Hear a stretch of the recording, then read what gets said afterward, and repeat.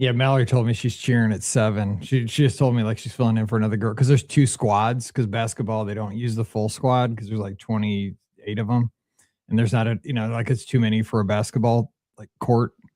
So they break Okay. me into 2 squads, but one of the girls couldn't make it, so she's filling in for the other squad. But I'm like, "Well, you told me this." I'm like, "I can't. I'm not gonna be able to make it." I was like, because I asked her like when she got home from school at 11, I was like, "Are you cheering tonight?" She's like, I "No." guess that's kind of my fault. You wanted to record the other night, but Well, no, I need to record. I honestly, if we could do this Monday and next Friday, dude, I'll be good till like a month out. And then I'll be, dude, I'm not happy about this, but we'll get it done and I'll be covered. So this show, just so you know, we're gonna do listener questions for this will be for this coming Wednesday. okay. And then the show for next Friday. I've already recorded this coming Friday show that I did a trip report for like my Disneyland trip. So this will be episode 2844 listener questions for this coming Wednesday. And then we'll do a week from today. No, 2 weeks from today. Yeah. Okay. That'll be the Friday show. We can just do I was thinking we could do just like tough Disney choices, just like, or we could talk about like Craig suggested like and many people were saying this, like if there's something Disneyland has that Disneyland and Walt Disney World both have, is it always better at Disneyland? Is that a show topic? Yeah, I don't think that's true. Okay. But I'm like the odd man out, and we can talk about that because there's something that everyone thinks is better at Disneyland that I do not. We can talk about that, yeah, and we can kind of call it like, and we could go like a little bit like more choices and stuff like that. Sure, you can open the phone lines. You actually just said something that I 100% disagree with in the pre-show. So, and I didn't comment on it, but we could save that for the show.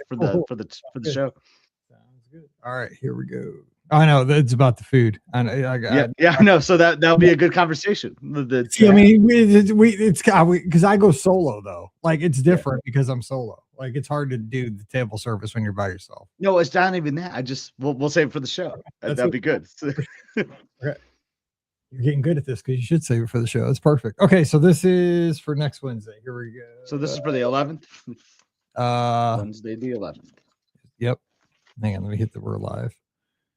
Dude, Emily just sent me a message. Hockey. She's at the hockey game tonight. Nice. Oh, dang, she's all cute. Look at that. She like straightened her hair tonight. Look at that. Gosh. Oh my gosh. Look at that. She looks like she's like 25 years old or something. For real, I'm not used to seeing her with that straight hair. That's I know.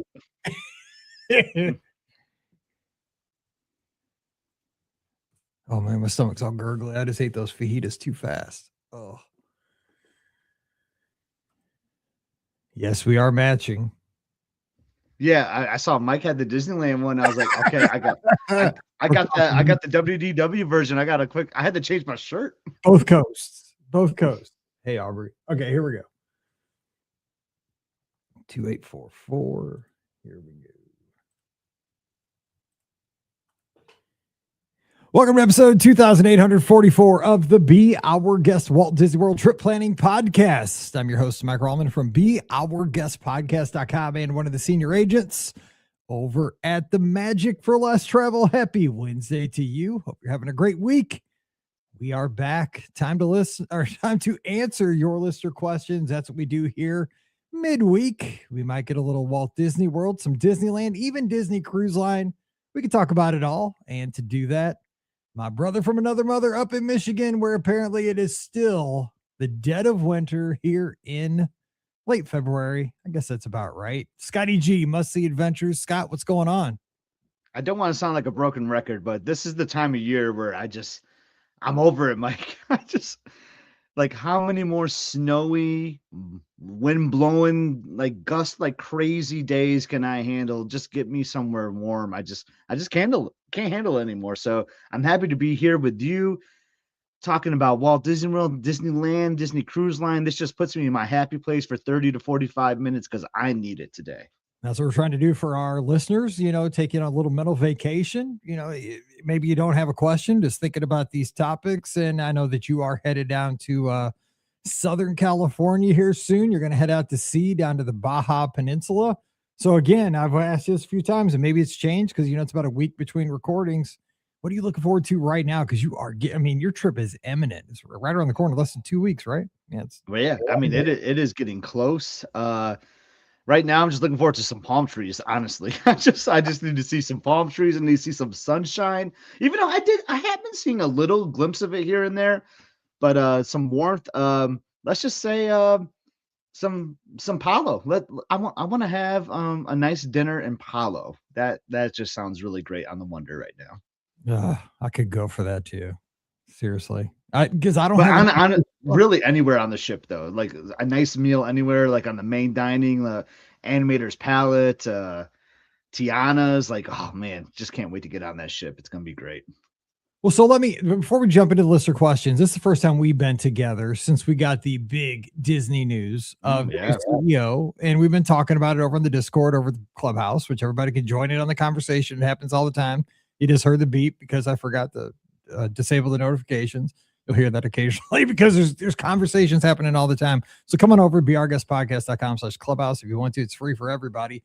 But Josh D'Amaro, I don't think it was a secret, came the new CEO. He's soon here and going to take over.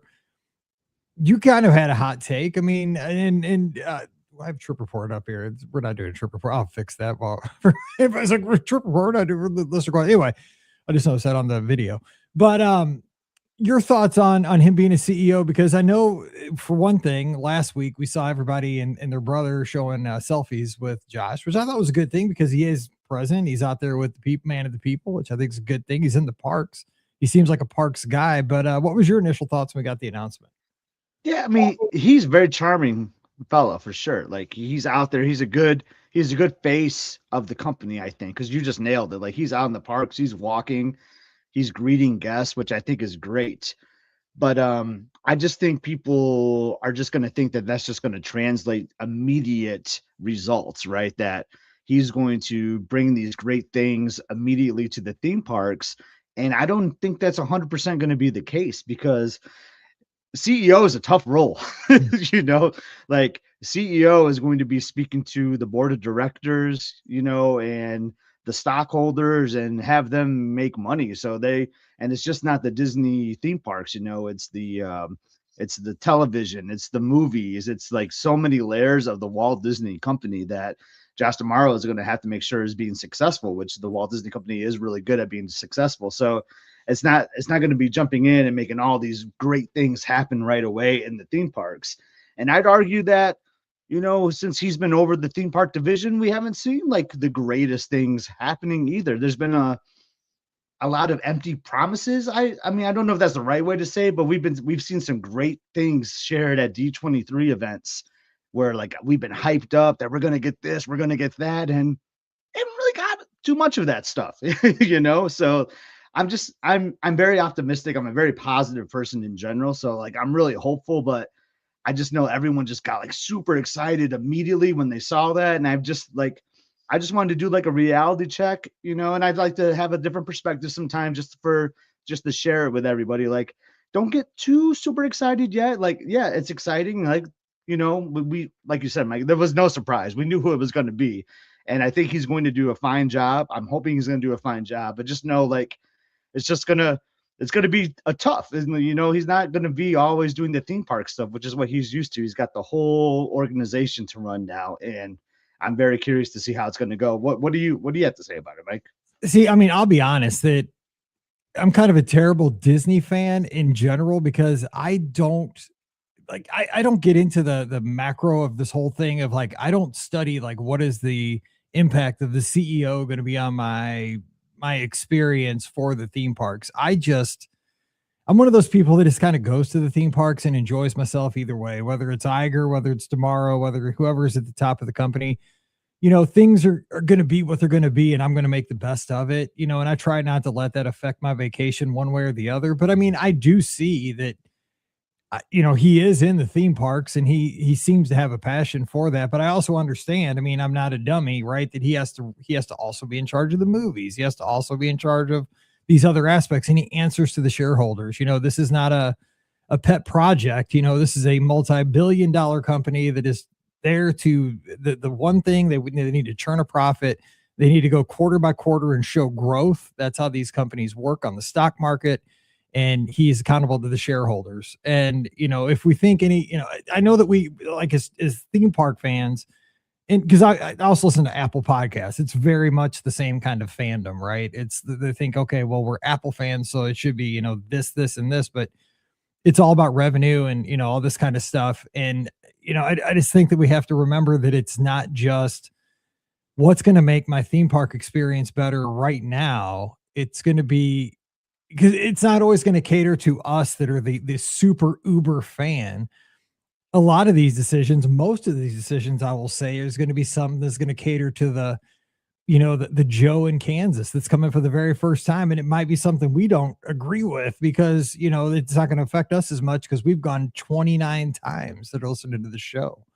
Right. And, we might not be happy about that, but there's more of them than us probably, because I think a lot of times we're looking for perks for like annual pass holders and, people that go 18 times a year and all this stuff. Well, we're not the normies. The folks are going to look at is when you get into the theme parks. I mean, when you kind of dive into it, they got to look at kind of the bigger scope, just kind of the regular Joes that are going to visit the theme parks too. Sure. That's kind of how I see it.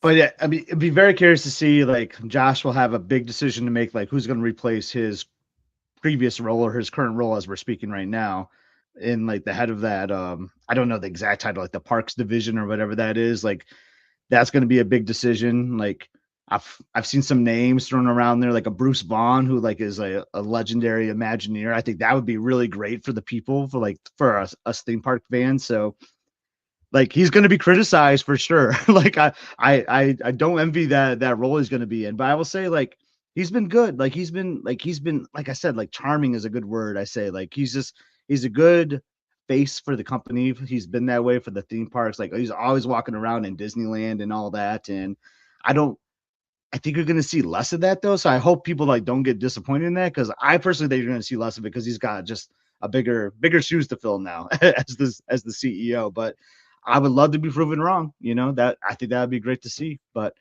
we'll just see how it goes. No, I agree with that. I mean, it's better to have, right. It's better to have a guy that gets into that position or a lady, whoever, would be the next person, I'm a girl dad, you are too. Like, it could be anybody, but we'd much rather see somebody who is that person who has strolled down Main Street, who has been to all these. I even saw some footage where he was in the half marathon at the 2024 Disneyland half marathon. I saw that posted over the weekend. Like, he's run a Run Disney event. That makes me feel good. Maybe he has a little love for Run Disney, at least he's been there and walked it. I always think somebody that's walked in those shoes is going to at least have some perspective, and like, I don't know that Chapek, back in those days cared enough to actually, get out and meet and greet. Maybe he did like Forced a couple of times, but I feel like we're in a much better place. But I think you're exactly right that, the days of Walt Disney back in the 50s of him being able to go down Main Street every single day and like pick up the trash and all that kind of stuff. Like, the job consumes you at this point. Like, the expectations of running a worldwide company that's, billions of dollars and its growth and all that, all that stuff. I hope he can still get out there and be in touch, but it's probably not reasonable. But I think we have, I don't know, like, who else would you pick? And he's got, like Jason says here in the chat, everybody's always going to compare him to Walt Disney, Michael Eisner. It's like, what do you do in those cases? It's tough. It's hard. It's a really challenging role. And we're going to answer some listener questions. We're going to keep repeating ourselves, I think, at some point here, but I think I don't know who I would have picked. I don't know enough in the business world. I know it kind of well from my role, like in where I work, but you could visit. But I think it was the right decision. I think it was pretty good. And we're just gonna see how it rolls. There's some strong leadership in the Walt Disney Company. I've seen some good names in the chat, like Jeff Vale is a really strong name. I think he could fit the vacant role really well too. I've actually emailed him before. He's actually a really nice gentleman. He responded to an email I sent him once. So was that the Riverside situation, I think, or was that the yeah, it was the Riverside conversation. I've actually had a really good interaction with him before. So there is some really strong leadership in the Walt Disney Company, and you kind of have to, because you are a global, like a top global company for sure. And anytime there's like a change like this, like, you get excited, right? Like, there's like optimism, and not to bring back a the JPEG era. I mean, that he was dealt a rough hand. Like, just you got to remember what, like, you got to remember the year that happened. Like, that was 2020, and not giving any excuses whatsoever. But he was dealt a rough hand, and bad things happened. Bob Iger came in, turned things around. That was really great.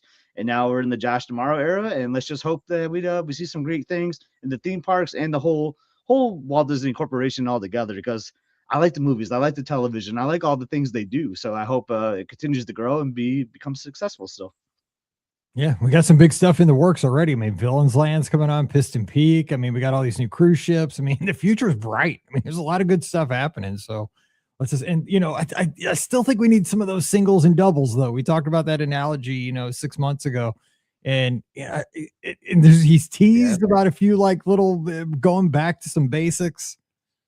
Oh man, singles and doubles would be great. We kind of talked about this in the Discord. Like, Jason and I were like, if he came out of D23 and gave some great things like that were going to happen immediately, and you could do that, like, because Mike, remember that one year, like, we got off a podcast cruise and they're like, minivans are coming, and then boom, 2 days later, the minivans were there.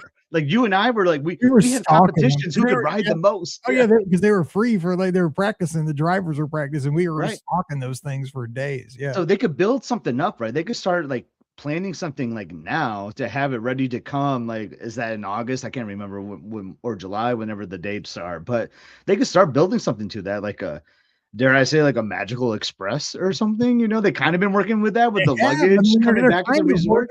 Yeah, they're kind of already working back to it with the luggage, and I mean, Mears is already there. I know, like it's there. Or like I mean, we'll never get free fast passes. I mean, that's out the window. Like, I mean, you've already got that income coming in from lightning lanes. Like, there's no way they're cutting that income stream. There's no way.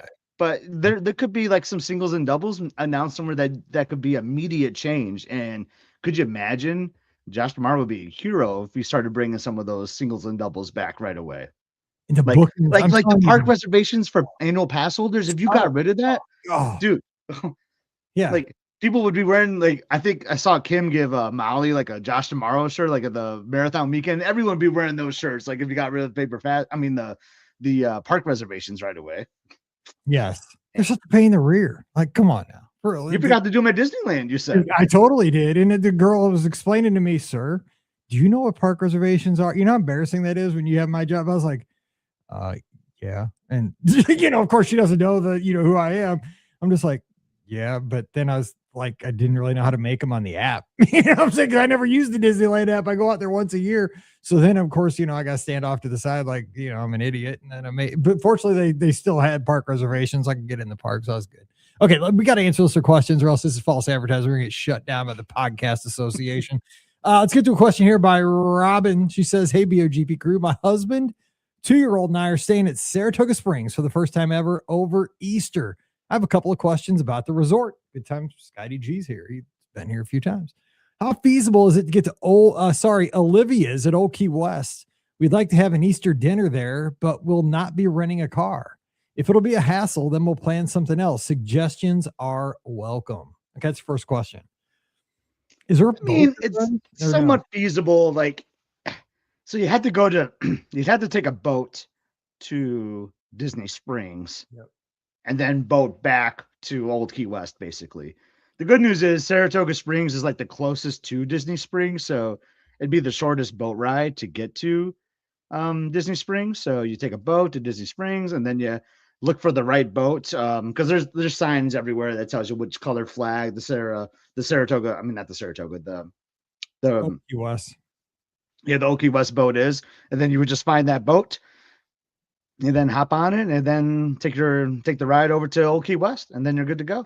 Yeah, so it's a little workaround, a little bit of work, but it could be worth it, I'd say. Yeah, I mean, you could also, if for some reason the weather's bad, and the boats aren't right, you take a bus. You took a bus from Disney Springs, yeah. Yeah, you'd have to walk all the way across though, because the buses are opposite side. But you can take a bus. Would be the ideal way. Yeah, the boat dock is right there by Saratoga though. So, and that's got the boat ride on the Sasagula, best thing ever. Do that. Number 2, how's the transportation to Magic Kingdom and Animal Kingdom from Saratoga? So it's fine. I mean, there's multiple stops at Saratoga, just like some of the larger resorts like Riverside, Caribbean Beach, Old Key Yep, West. yep, I mean, absolutely. So depending on where your location is in the resort, you'll be relatively close to a bus stop. So but you might have to wait a little bit. So, you might be like the second stop. So you get on and you might have to do a little bit of a loop and while you pick up other passengers at the resort, other guests at the resort, and then boom, you'll be on your way to Magic Kingdom or Animal Kingdom. And it's not too bad.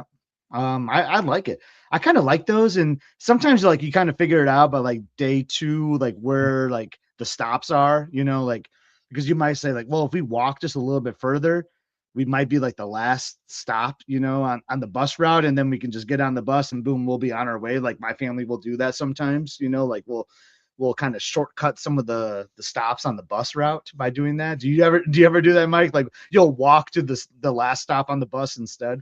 well, it's a good point because sometimes, like on, like day 6 of a 7-day trip, you'll realize if I just would have looked left when I came out of my building, that other stop is right there. It isn't even that far away. And that was like the first pickup in the resort. And I've always been going right and it's the same distance. And that's the last pickup. And that was a big old hassle. So kind of look at your map or just kind of peek around because you're right. Sometimes you can cut through a building or just go left instead of right. And it's, maybe 100 yards further to the other stop. And a lot of times because of the sequencing, you get on the bus first or you get off the bus first when you get back and you're tired at night.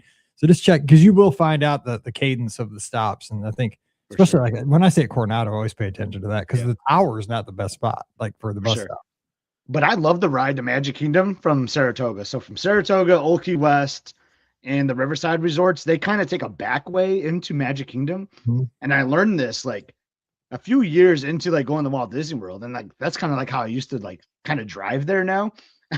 But like you go past like Golden Oak and like one of the first times I noticed, I was like, where are we going? Like this doesn't even like seem we're on property. Like you go past Golden Oak, then you go past like Fort Wilderness. Like it's kind of a cool way. Like you see like a part of property that you kind of don't see from other resorts. So I really like that route to Magic Kingdom from that resort. Yeah, it's a way they go from Riverside and French Quarter too. It's that back way. Yeah, I love that way. That's a cool way. Just final question. There are wait lists available for other resorts with our DVC membership. Members can choose 2 available wait lists and already signed up for the Contemporary. Which of these would you choose in terms of transportation to the 2 parks and splash pads and pools? Bonus for food. So we're looking for splash pads, pools, bonus for foods, and getting to, I guess she's talking about Animal Kingdom and Magic Kingdom. Okay, here she goes. Copper Creek, Boardwalk, Saratoga, Old Key West, or Beach Club. I apologize for the long email and lengthy questions. Thanks so much for taking the time to answer, and thanks for helping us stay in the magic. Best warm wishes, Robin. So splash pads, but what were the names of the resorts? The resort you got Saratoga, Old Key West, Beach Club, Boardwalk, and Copper Creek. I'd say Beach Club in there. Yeah, I like Beach Club. For real. I mean, you have really great access to Epcot and Stormalong Bay. And Hollywood Studios there. Yep. Those are 2 parks that are really easy to get access to. Yeah, like I would go. So she's looking for. So if I was going to pick 2 of those, I would pick Beach Club because it's got kind of all the things she's looking for. I mean, the food, you're going to have tons of food options with Epcot, with all the restaurants at Beach Club, Yacht Club, Boardwalk.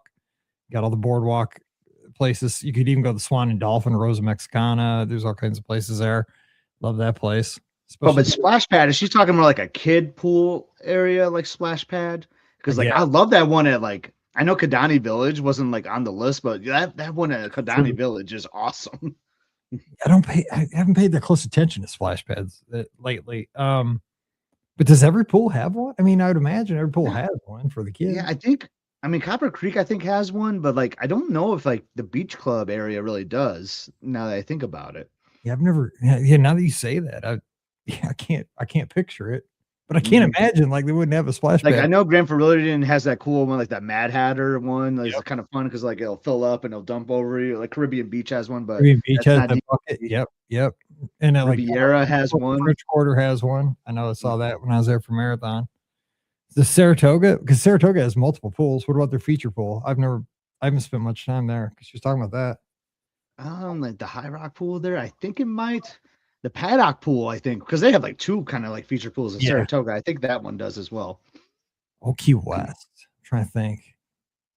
not much for like a splash pad. I I think so. mean, because I'm just trying to take like what the wording was verbatim there, like, and that to me, I just think of like a kid Yeah. pool Yeah, I'm because they thinking said just that they like had a 2-year-old with them. jets. So, Yeah, I'm thinking mhm, about like the pop jet kind of stuff where you're not yeah. in an actual pool. And But I I don't would think just say, Robin, if you're listening, like Kidani Village, because you're talking about going to Animal Kingdom, and then that's like a really short bus ride to Animal Kingdom.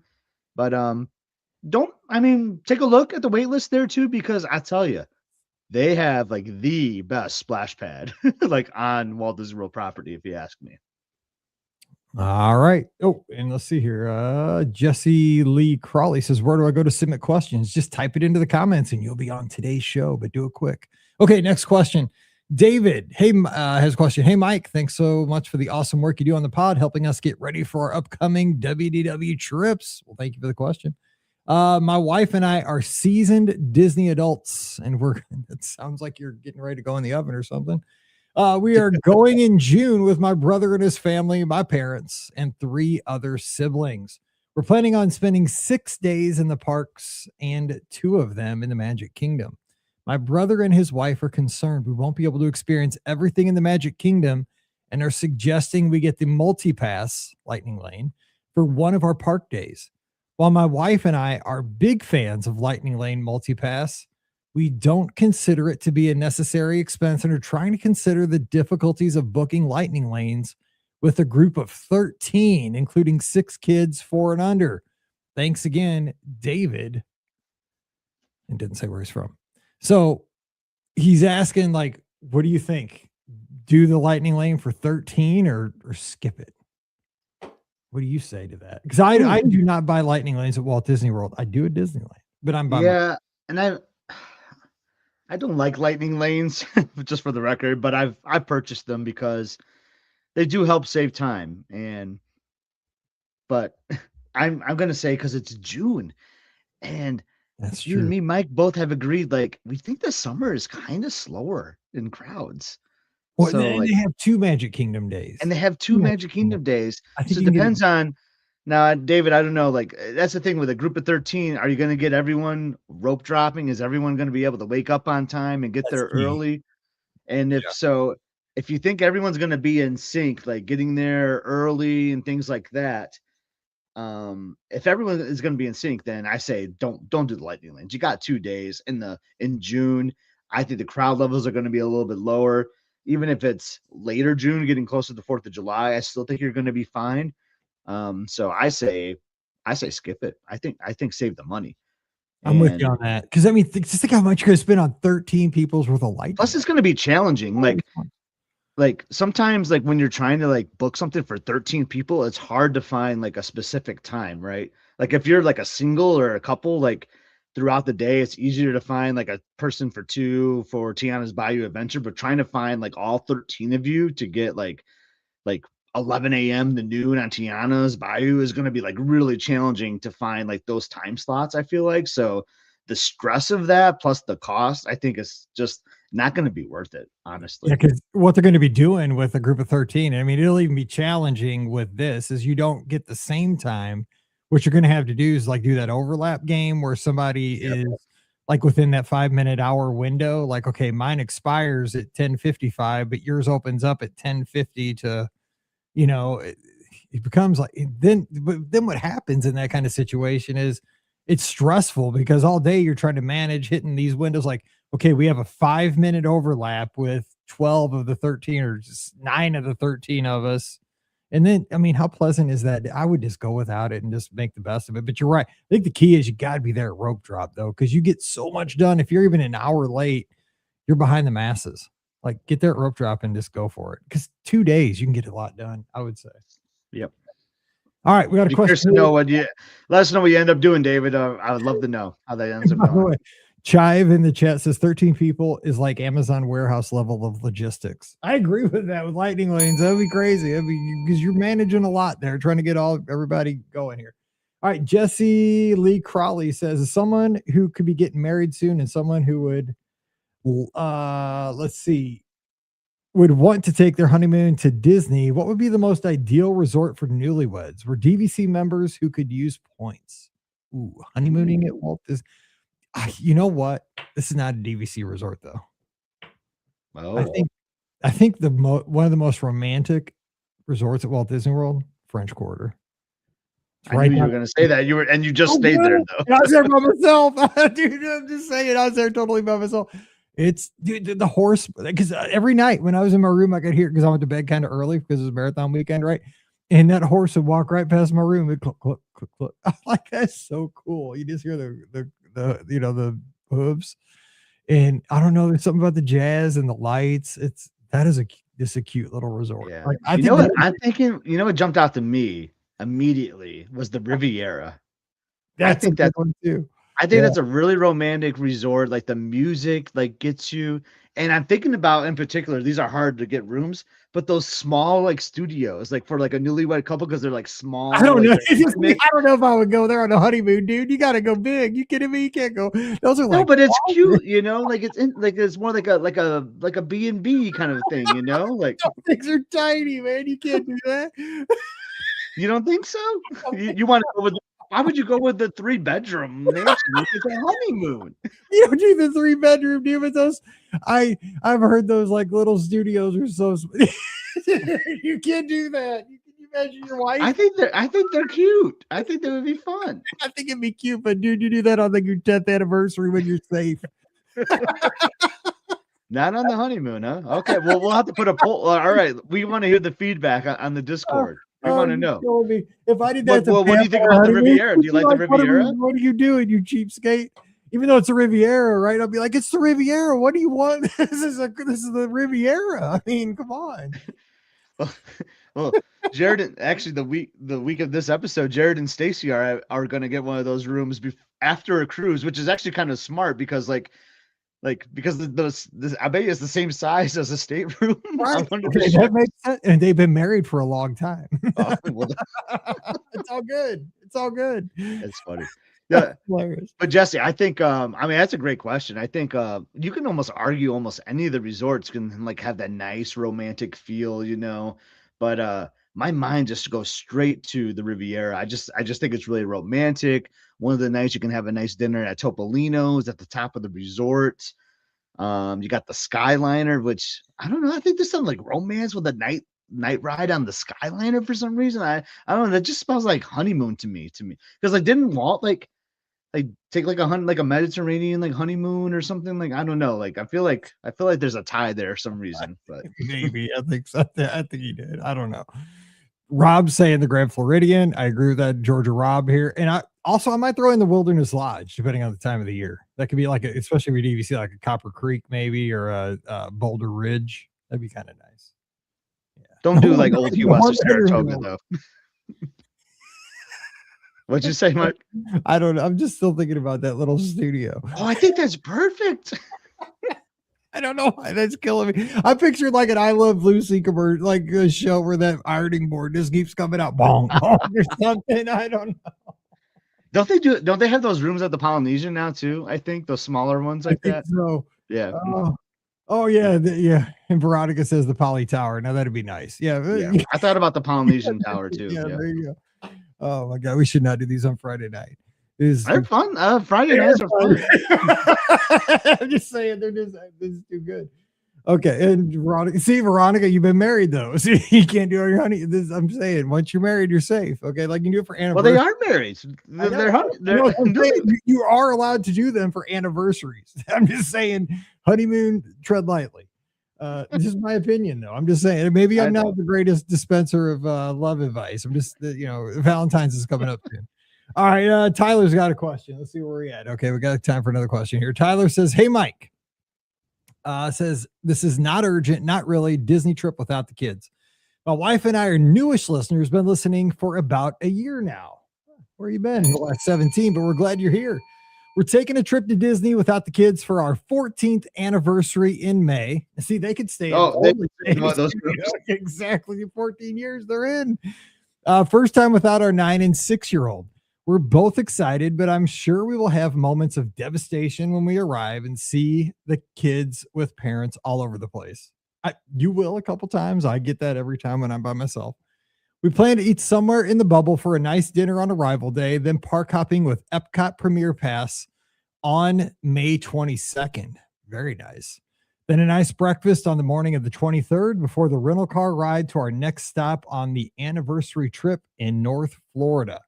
I would imagine there are lots of Disney parents that have thought about abandoning their offspring for a weekend of Disney adulting, and we're happy to share our experience. Thanks for the content while we run and drive. Tyler and Lauren from North Carolina. Okay, so I guess we could talk about that, but I guess this wasn't a question. But now, you've gone without Em, right? I mean, Yeah, we've done a lot of race weekends. Usually it's a race weekend when we go without her. Yeah. So what were your feelings? I mean, because I've done this. Yeah, I mean, you do when you see like the parents with the kids, like you miss them.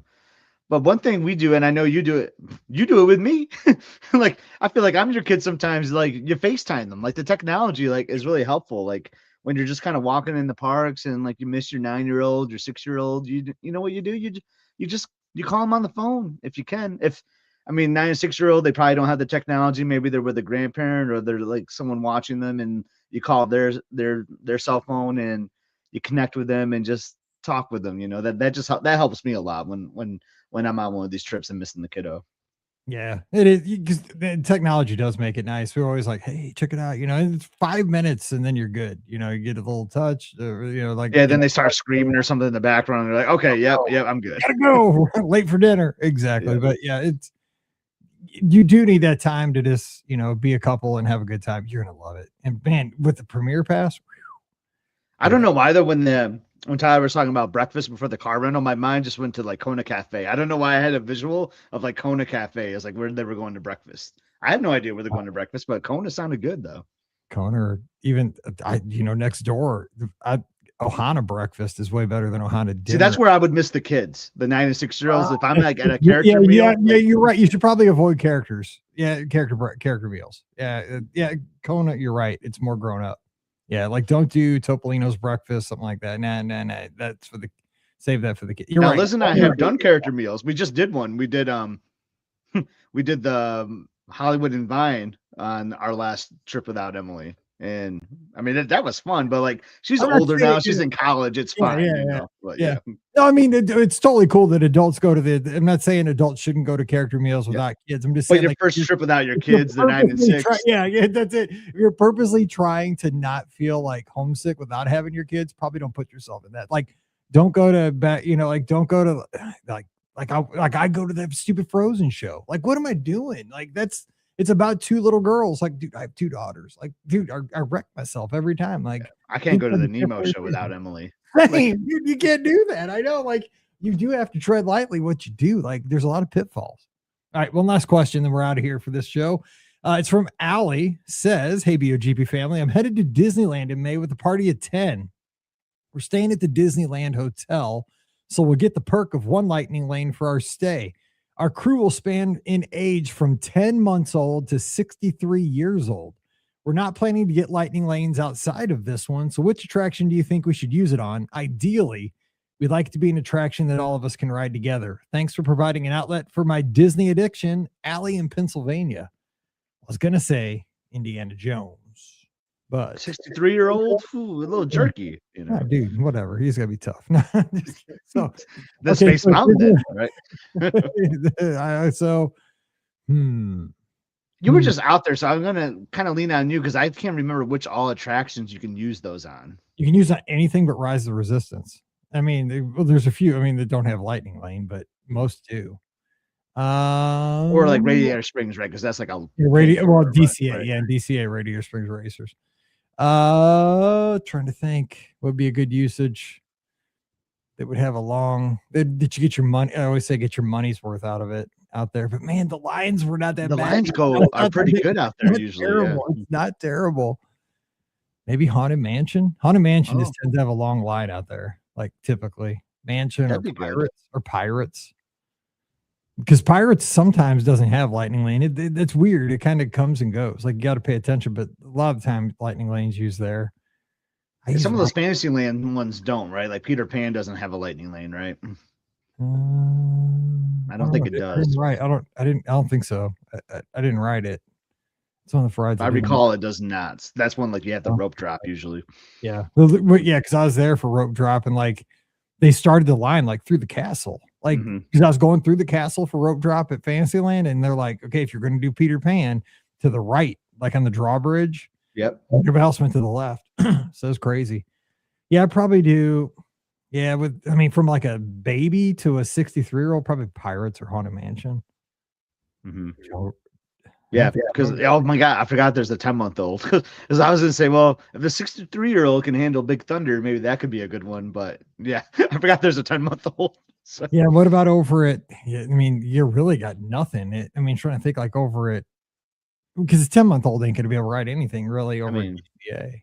Yeah, I mean, you're probably gonna use like some baby swap with this. So I would over DCA, I'd probably use it on something like, for the 63-year-old, probably Soarin'.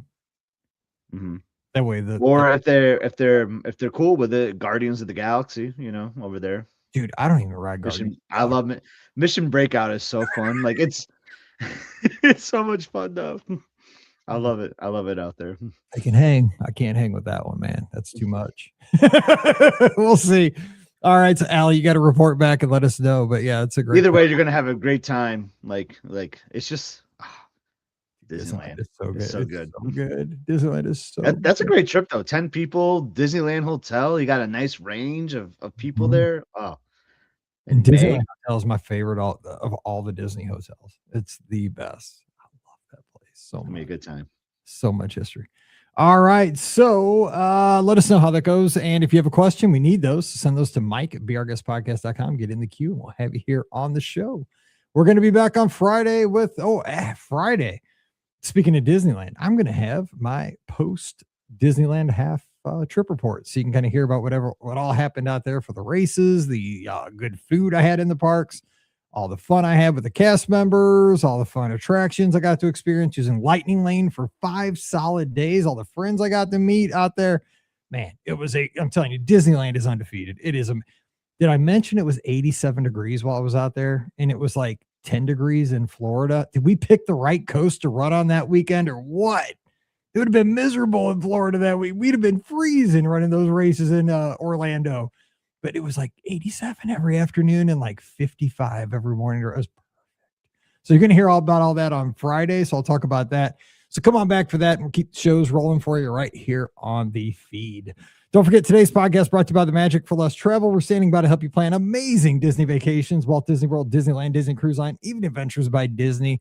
Just swing by the website today. Costs you nothing extra to use our services over at themagicforless.com. Please also use our Amazon affiliate link when you shop online. That helps us out a whole bunch. Just click through and it takes you right back to the site at beourguestpodcast.com/Amazon. And thank you so very much to our Patreon supporters. You guys are the all-stars that keep this whole show going. It's only $5 a month. And for that support, you get a bonus show called Mike in the Midwest. So come on over this week. We'd love to have you. Patreon.com/beourguestpodcast. You can keep up with me on the social media at beourguestmike. That's on Instagram, x.com, and Threads. Scott is in those same places at Epscott. So give him a follow at EPSCOT, kind of like Epcot, but Epscott. But clever name. Yeah, it's super. Dude, when I see those buses, I think of you every time. Those Escott ones or something like that. Yeah, I think it's your name on the side every single time I see those buses. And before you got follow Scott is his YouTube channel, Must See Adventures. Scott, tell everybody about what happens over there. We're recording a little bit into the future here, but what generally can folks see? What's happening? We're just showing last summer's trip right now. A land and sea vacation, hanging out at the boardwalk. Mike, I just recently shared around this. I think you're seeing it right now of us at the 4th of July. Those fireworks. Like I'm getting a lot of feedback. I'm like, oh my gosh, I can't believe that fireworks show. Like we've experienced it together, and it is awesome, isn't it? The live band was incredible. Live band playing music to the fireworks. Oh no, this is at Epcot. You're talking about Disney World. Okay, yeah. I know. You're jumping ahead a little bit. I'm ahead. No, Epcot fireworks sequence right now. I don't even know what's going on. Plus, no, Epcot fireworks. I just shared the Epcot fireworks show on 4th of July. Awesome show. So go check that out if you've never seen it before. pretty darn cool. But yeah, and pretty soon we're gonna have a Be Our Guest podcast meetup episode. So make sure you want to check that out. Splitsville, downtown Disney, lots of fun. Must See Adventures. Go check it out. Go check it out. I can't even keep track of where we are on the podcast right now. It's the middle of February. We're talking about summer vacations, and we're all out of sorts. And by the way, that Friday show is just sequence. It's already recorded, so I can't remember like where we are in the whole sequence of this whole show. So I don't know where we are. But I promise you'll have shows, and they might be out of order, but you'll have some good content. So there you go. So Must See Adventures, like and subscribe. Go over there right now. Don't forget the clubhouse where we hang out in real time. That's the only place where I know actually what time and day it is. So come on over and join us for the conversation. Add to our conversation at the top of the show that we had there. Any of the comments, questions we had today, we'd love to hear from you over at beourguestpodcast.com/clubhouse, free for everybody. And no live shows here for the next little bit, but we'll continue those ASAP. Probably in a few weeks, we'll get right back in on those. All right. So for Scott, I'm Mike. Wishing you a great Wednesday. Stay safe, stay healthy, and we'll see you real soon. Hey, Robin, good to see you. So, yeah, I thought that's what you meant with the splash pad. So, Kidani Village has a really awesome splash pad. So, yeah, that would be they have like little like spray guns and stuff. Yeah, so that'd be one I would consider for a wait list for sure. Now, I'll say Kidani Village is a little like out there from like Walt Disney World property, but like a bus ride to any of the parks really isn't that bad. So, just something to consider for sure. But as you know, you can't go wrong with any Disney resort. For real. All right, let's see this bad boy. And Grand Floridian has a splash pad too, but as a 2-year-old, I would say like that one has like a bucket, like the Mad Hatter hat, like fills up and it pours over. That could be a little powerful for a 2-year-old, I'll just say. So like, but there's other there's like a little bridge that they can walk across. So there's other things too in that splash pad, but I would just say like caution because like there is like some powerful like water that like sprays around in that one too. Yeah, Mallory. Yes, definitely got to keep the toddler happy. I mean, that's why. I mean, we go on these trips for the kids, right? So totally agree. Yeah, Mallory screamed when she got smoked by the one at Caribbean Beach one time. Oh yeah, those things are powerful. We've been there like 10 minutes, and she was like bawling. I was like, oh, good Lord. Oh boy. Favorite ride at Disney. Living. Yeah. Put the dad under those buckets, and that's hilarious. Actually. Oh yeah, that's actually a great idea. He as a dad will like kind of like fake pretend like, oh, I got hurt, but then in reality, like, dang, that actually kind of got me. It just blew out my left eardrum. Exactly. All right, so we'll just do some comparing Disneyland to Walt Disney World. Some tough. We'll just talk through some choices. Okay, here we go. Okay, all right. This is for a week from Friday, so this will be for look at the calendar. Come on, count. My computer's running so slow. So today is the 6th, the 3rd. This will be for the 20th. No, wait. Yeah. That's for the 11th. That other show's the 13th. This will be for the 20th. Oh yeah, the Menowini area, Nalani. That's actually a really cute like splash area. Nice. Oh, I was gonna say I can try. I don't need this for that, but I can travel the world now, baby. Yeah, you can. Dying to use it. Oh, the Poly Tower has one too. New one. Nice. Splash pads are, I mean, yeah, they're cool. We gotta keep those kiddos happy. Sometimes I want to go in there, but then I want to be like that creepy guy that just like walks it through. I know the kids get up. Remember they had them all over Epcot there for a while. They had them like in the main drag. Oh yeah, the connector there, and they had one over by on the way to Mission Space. Mm-hmm. Back in the day, I don't think they're there anymore. All right, 284. Yeah, the ones in the park are kind of interesting because like I don't want my kid to just be like soaked like in a theme park. Yeah, kids would get just drenched. Like the one like in Storybook Circus, I walk by there and I just see kids drenched in them. Especially kids in diapers, because those diapers like yeah. All right, here we go. 2848 on Friday. This is actually President's Day weekend already. Here we go. Welcome to episode 2848 of the Be Our Guest Walt Disney World Trip Planning Podcast. I'm your host, Mike Rallman from BeOurGuestPodcast.com and one of the senior agents over at the Magic for Less Travel. Happy Friday to you, and Welcome to President's Day weekend here in the States. Hope you're getting ready for a long weekend. Maybe. Am I not? Is this not President's Day weekend? No, we might need to start this one over. Oh, it's not. Wait. President's Day is the 16th. Oh, I was gonna say, because I just recorded a show that's on President's Day, and I'm like, it wasn't adding up in my head either. President's Day is kind of early this year, so because this episode's for the 20th, right? It's for Princess Weekend, though, right? Princess Weekend is like Princess Week is when I'm in California. So it's not the weekend after. No, this is in between President's Weekend and President's is like really early this year. Trying to be cute then. Okay, so quit. This is in the middle of limbo week. This is a nothing weekend. Yeah, so this is the 20th, right? Yes. Yeah. Okay, this is a nothing. I had to quick Google it just to make sure. I was like, because I get that day off. I'm like, wait a second. I'm pretty sure I just said to my team, like, I'm pretty sure I said to my team when I signed off today, like, oh, next weekend we get a 3-day weekend. I'm like, wait.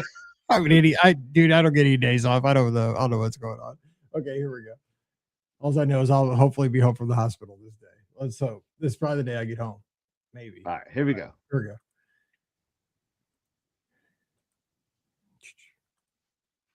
Welcome to episode 2848 of the Be Our Guest Walt Disney World Trip Planning Podcast. I'm your host, Mike Rallman from BeOurGuestPodcast.com and one of the senior agents over at the Magic for Less Travel. Happy Friday to you. Hope you're getting ready for a great 2-day weekend here in the States and all over the world. We're going to have a good time. If you were here watching us live, you get that because it was a struggle to get this show off the ground, but we are here getting the weekend kicked off with you. We're going to have some fun conversations and a topic that was brought up by our friend Craig over in the Discord and that I got to run with down at out at Disneyland a few weeks ago down from Louisville, Kentucky. Brought up a good point. I thought I'd bring it up to Scott. We could have a discussion here and we can continue it over in the clubhouse. So Scotty G joining us, Must See Adventures, where he's always coffee in hand and fingers on the editing button at all times. Scotty G, what's going on? Happy Friday. Happy Friday. 2-day weekends, 3-day weekends. It's all the same to you, Mike, because I feel like you never get a weekend, it seems like. But I'm getting a little break this right about now, but thank you, Stacy, for covering for me and my guests. So if you have questions, Stacy's in control. Don't worry. There we go. Thank you, Stacy. But yeah, I enjoyed the last 3-day weekend, but yes, I'm thankful for any weekend we can get. But yeah, and I'm excited to hang out with you for a little bit today and talk a little Disneyland, Walt Disney World. Like, what's the topic today, Mike? What was Craig's idea? Well, so I thought this is cool because you're going to be in Disneyland here shortly. I'm excited. You'll be at the Trop there. And I'm really I'm so pumped for the Trop. All right. So we were talking pre-show today, and I was playing with the Disneyland app. I had to fire that up. I haven't had it downloaded in a while, so I was excited. And like the app's kind of confused me because it looks very similar, except that it's a different castle, right? So I plugged my reservation in, and then I went to like my future plans, and boom, a picture of the Tropicana popped up. I'm like, oh yeah, we're getting close. It's about time. So yeah, I'm getting really excited for the Tropicana. And I walked past it, 20 times probably because did you count how many steps it was once you got to there for me to let me know? No, it's not many to the parks. It's right across the street. But and like if you were running a race, man, because the path like where you cut through to go to the corrals for the 10K and a half. It's between the Tropicana and I think the Camelot. Right. But you stayed there one year, didn't you? No, I stayed at the Grand Legacy, which Grand Legacy. Okay. Yeah. The start line was right behind my hotel, but I had to walk all the way down to go around. I was like, oh man, if I could just jump the fence, but they don't really like you doing that. So no, usually not. Yeah. I was like, oh man, it's right in my parking lot of my hotel. But I mean, real quick. Okay. So we're going to kind of compare Disneyland and Walt Disney World because it's something Craig brought up.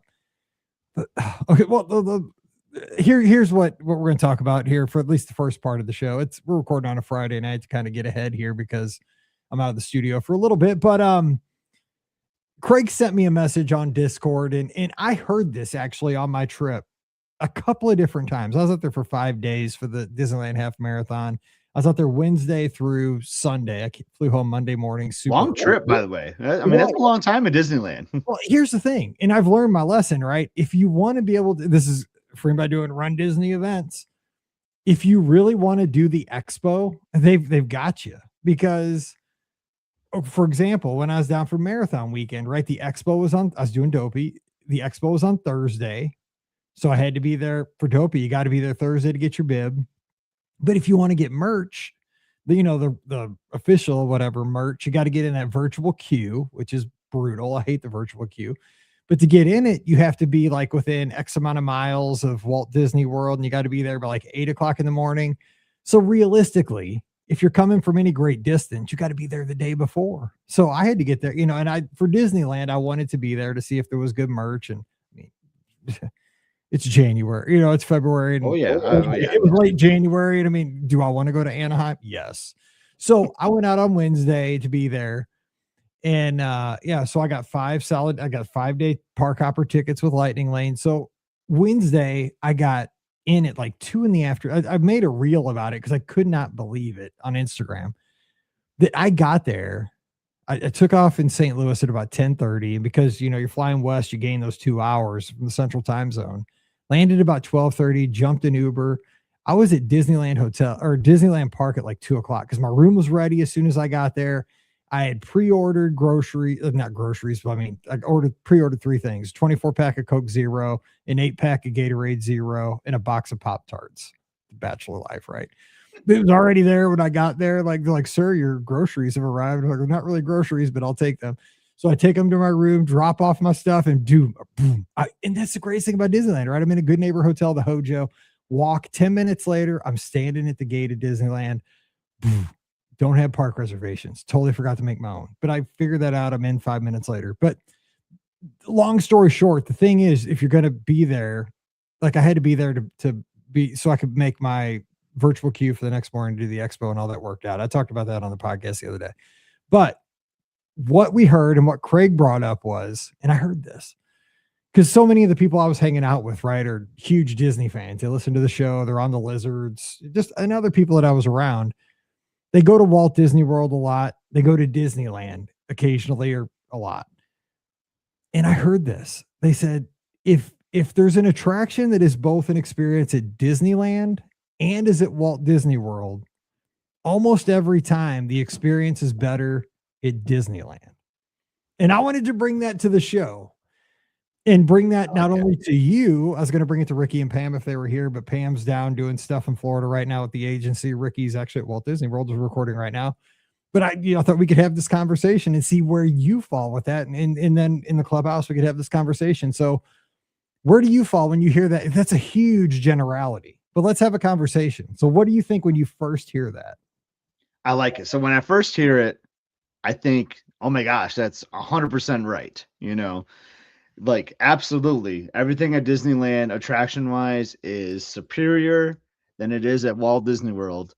But what I would like to do is kind of break it down a little further, because it's definitely not 100% in my opinion. I think once you start going like, ride for ride, Pirates versus Pirates, things like that, I think you'd be surprised that it's not 100%, at least not in my opinion. But when you first hear it, I think it seems like it's a no-brainer, 100%. What do you think? Well, I think too, it's one of those things, and I'm guilty of this probably, and I get myself like worse than anything. When I get back from Coronado Springs on the show, I'm always like, Coronado Springs is the greatest hotel ever. I got back from French Quarter at Marathon Weekend. I'm like, I'm going to stay at French Quarter for the next 10 trips because it was so awesome. I'm like a prisoner of the moment kind of person, because I just enjoy life, and I enjoy these awesome experiences that I get to have. Like the latest cruise ship that I was on is usually my favorite cruise ship. It's just, I get so amped up that I get to do these cool things that I am so prisoner of the moment. I love what I get to do, the latest thing. So I worry that because I was just at Disneyland, like I was super amped up on Marathon. Like when I was there for Marathon Weekend, like I was so amped up on Walt Disney World. Now that I was just at Disneyland, is it just a prisoner of the moment thing for me? But I don't know that it is. But I thought we would kind of talk through for our listeners, because not everybody's been to Walt Disney World and Disneyland as many times as we have. I've been to Disneyland now 6 times. It's not a lot, but it's getting, I'm more comfortable with it. I'm starting to feel my way around and be a little more comfortable with the place. But like, let's talk attractions first. And so I think we can agree that for the most part, the attractions that are, head to head, Disneyland does win on almost every attraction. Can you find an exception where there's the same attraction that's better at World? I have some for sure. Maybe the Um, Autopia versus Tomorrowland Speedway. oh no, I think Autopia is way better. It's kind of weird, but maybe it could be better of all. Yeah, Disneyland. I think It's old Autopia school. is. I love Yeah, Autopia. it I is. actually, Yeah, I the really whole enjoy it robot a lot. guy. Yeah, yeah. So this is a. I'll start with what I think is a controversial one. I'll just jump right to it. Okay, let's go. So what this is about? We're just having we're just hanging So out here. I'm gonna jump right to it. My name's Scott on Instagram. You know where I am. Space Mountain is way better in Magic Kingdom than it is Disneyland. Easily way better. So you think that the one at Magic Kingdom is better than Disneyland's? Not even close. It's way superior. I See, cannot stand Disneyland's version. okay, here's the thing. I think I was with you until this very last trip because I'm getting old, man. And I told myself because I love the single seater and the old feel of it and the crickety crackety of Yeah. the whole thing. I love that because it's like nostalgic. But I'll tell you what, with Lightning Lane, and I rode that a couple times at Disneyland, I was like, oh, dude, this is so much smoother. Like, I don't feel like I'm dead when I get off this thing. Like, I get like I love the nostalgia, but also it didn't kill me. So that was the first time I felt that Yeah. way. It changed for me this trip. Like I still get where you're coming from, but it was a I lot just more comfortable. it's all turns. It just feels like it's just turns, and I get that it's like smooth and all this, but like I feel like World's version has more drops. It feels faster. It's rougher. Like it's more Space Mountain to me, you know. And I mean, yeah, I like the Disneyland version too, but like I just I always disagree every time someone tells me that. And that's what's great about this conversation, right? Like it's always it's opinion. There's no fact about this. But I really think that one that's just better. It's the Space Mountain is really better. Yeah. And I'm actually like 50 now. I'm thinking about more actually as we're talking about this that I think are better at World. Well, so I was having the conversation. I think the track is exactly the same. Like I Oh, swore it's not. you don't? It's totally different in my See, opinion. I swore the track was exactly the same out at Land. I was like, I remember the dips, the curves, and everything felt exactly Oh, the same. it just feels like it's just turns. It just feels like you go up and then you just go like slowly doing these turns. I felt To I was me, telling somebody, I was like, I think I was telling oh Sean, I was like, I think the track's exactly the same. I don't know, maybe not. Okay, but okay, so we have opinions on that. Okay, but here's one thing that I think is better, definitely at Disneyland, is the and they both have them. The Main Street vehicles at mm, Disneyland, obviously, because I mean it's like the original park, but they run all day. Like they're running in dark.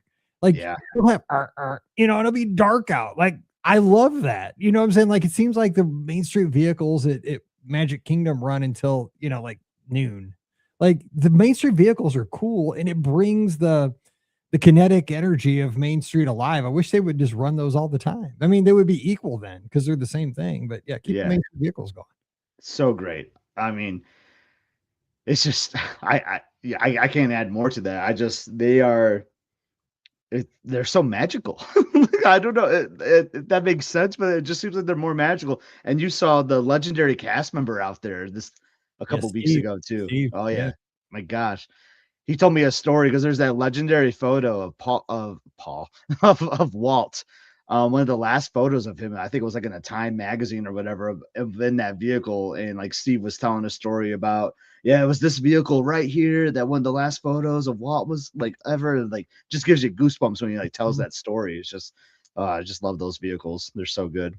By the way, shout out to listener Jason, who is watching us poolside at Alani right now as we record. So jealous. He's winning. So good. He is winning. I know 3 different people that are in Alani right now. I mean, not Alani, but in Hawaii. That is so crazy. Definitely. Well, we know one. We know we know the definite one where Superior is in Disneyland is Pirates of the Caribbean. I mean, there's 100%. no doubt. 100%. It's because it's longer and we got the Blue Bayou. You get to, and it's not even like I'm torn like with that scene because do you look right to look into the restaurant, which is cool because you got people, you got all the people, the whole scene. But if you don't look left, that scene on the left is super cool. I love the scene on the left, like the Yeah, guy in his rocking chair. Like, yeah, oh, and so good. you got all the crickets and stuff. Oh yeah, and the frogs. Yeah, it's definitely. I mean, okay, I have, and I had this discussion with a couple people too. The first trip I went out there, Sleeping Beauty Castle, like it bothered me. Like it totally did. Like I was like, it's so small. This is a bad show. Now I love Sleeping Beauty Castle at Disneyland. It's perfect. It's like perfect for Disneyland. It is not too small. It's just right. I love it in that park. But do we say Cinderella Castle's better? I mean, it's definitely. I mean, Cinderella Castle's better. it's stunning. But I love the little walkthrough story of I do like Sleeping that. Beauty. That's fun. Yeah. That's fun to do. Okay. Okay. Vero Mike says Haunted Mansion superior at Magic. That's on my list. 100% agree with Vero Mike. It's not even close to me. It is probably better. Yeah, I think it's probably better. Now, if you do the overlay, Holiday, Holiday's better. I don't even like that movie. But yeah, it's awesome. But traditional Haunted Mansion, I think, is better at Magic Kingdom, no doubt. I think it's better for sure.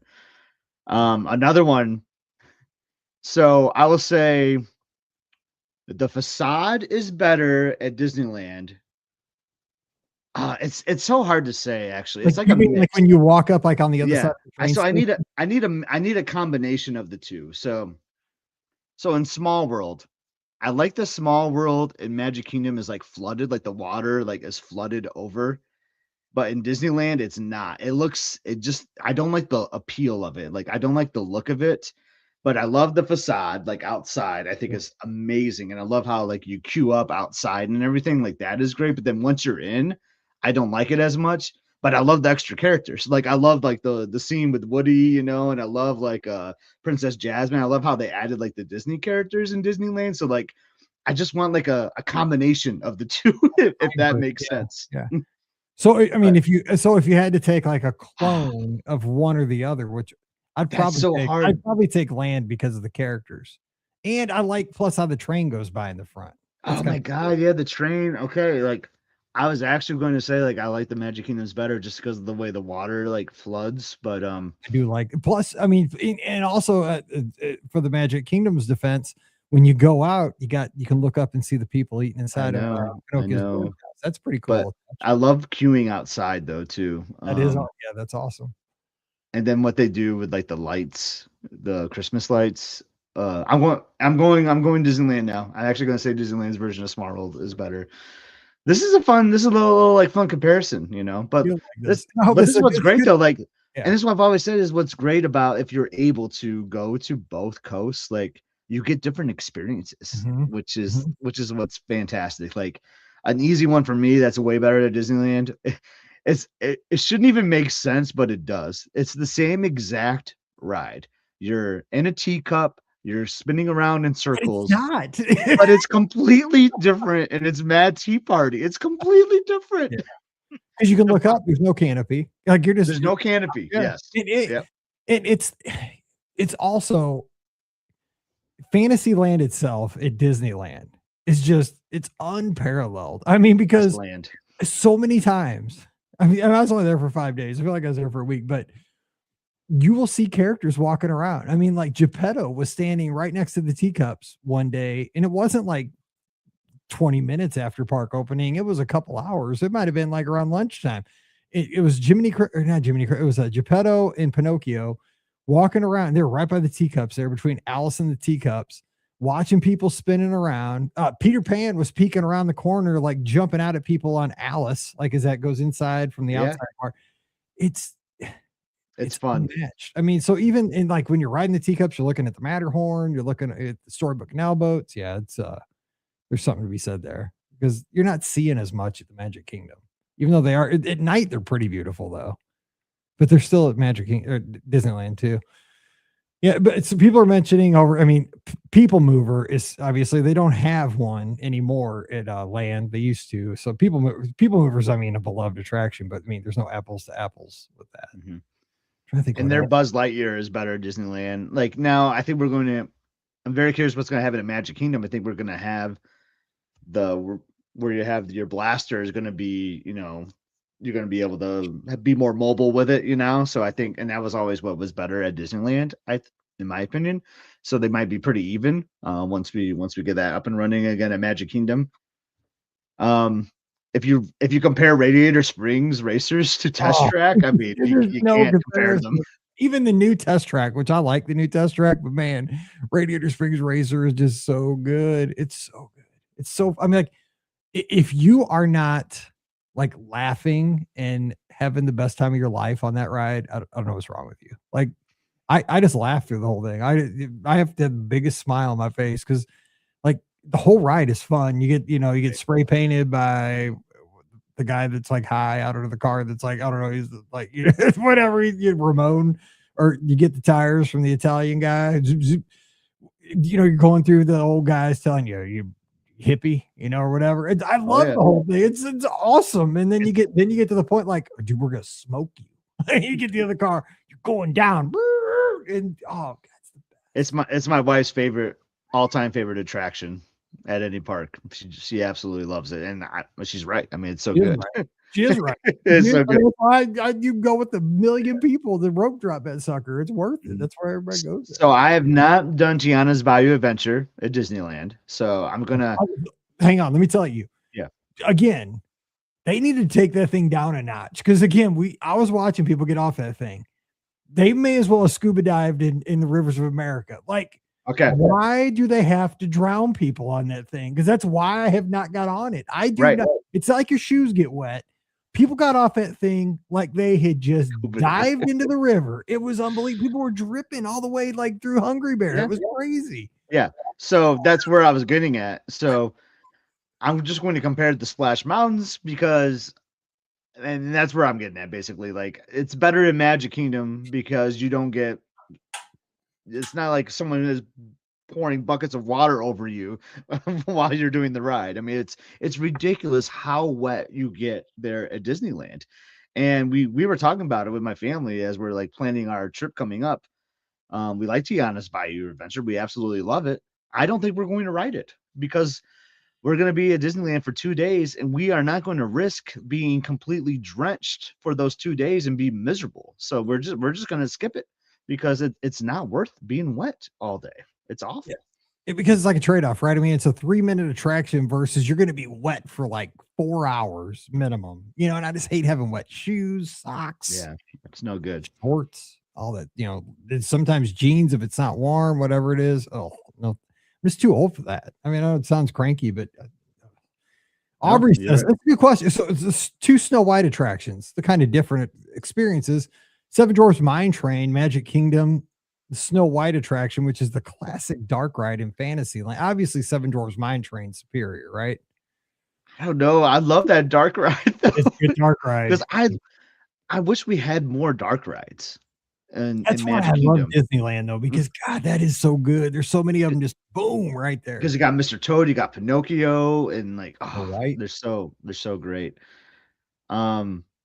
I actually almost think I like the Snow White ride in Disneyland better. as crazy as that sounds. Well, next door you got Pinocchio, right? So that's kind of like it's the same experience, but a different story. And I've noticed those they're crazy stories. They're dark. That's what I was gonna say between that Toad and Snow White. They're dark rides because like you're in a dark room, but they're also dark stories. They're like they're like nightmare fuel. Like if you're a little kid, kids probably have nightmares after going on those things. Sometimes they're crazy. You think for about sure. it. What do you think? What do you think about the Big Thunder at Disneyland compared to a Magic Kingdom Big Thunder? Again, because like Disneyland, the exploding parts, and I would say, which I think we're getting right now because it's been under construction for a while.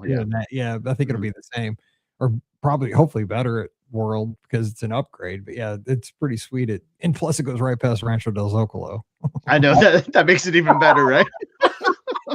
Well, because it's awesome. Like when I get my burrito, sitting there and just watching people like ride. That's awesome. When I get my Rancho del Zocalo, I always get a table right on the rail so I can see the people coming off. I just sit there and eat my burrito and watch people cruise it because it's at the very end of the ride. Like do they look messed up? Do they look happy?